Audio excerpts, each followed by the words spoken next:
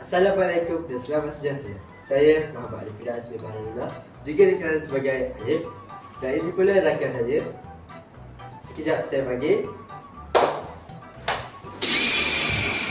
yang akan menemani saya pada hari ini.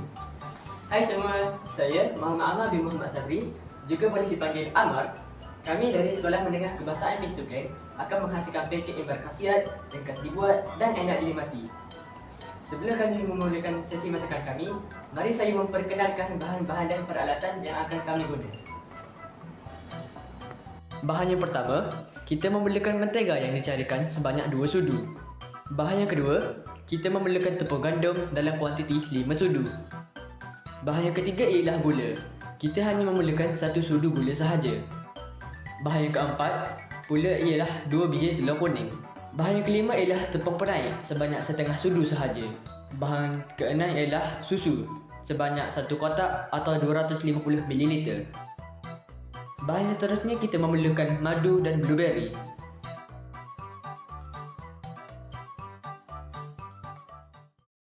Tanpa melengahkan masa lagi, mari kita memulakan sesi masakan pada hari ini. Yang pertama, kita memerlukan mangkuk, tepung gandum dan juga sudu.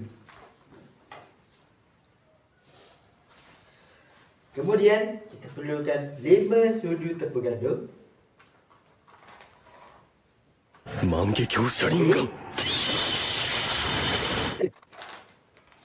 langkah seterusnya ialah kita memerlukan tepung penaik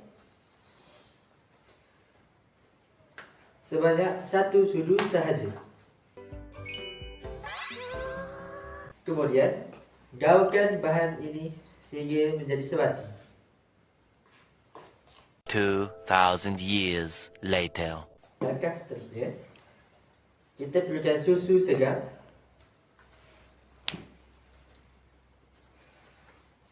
kemudian tuangkan secara perlahan sambil gaul. Langkah seterusnya ialah memasukkan 2 biji telur kuning yang telah dipisahkan. Langkah yang terakhir sebelum kita memasak adonan ini, kita memasukkan sedikit gula.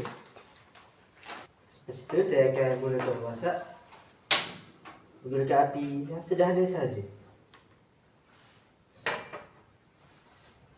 Sementara tunggu. 1 eternity later.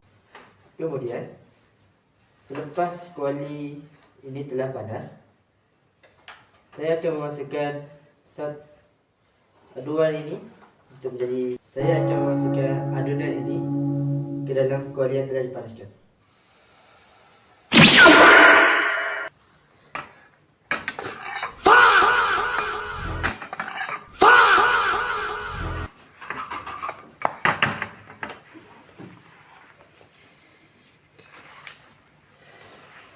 Lepas itu saya akan pindahkan paket ini ke dalam pinggan.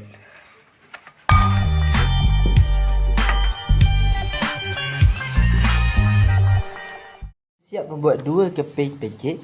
Kita akan menghias pancake itu menggunakan blueberry dan juga madu. Mari kita hias.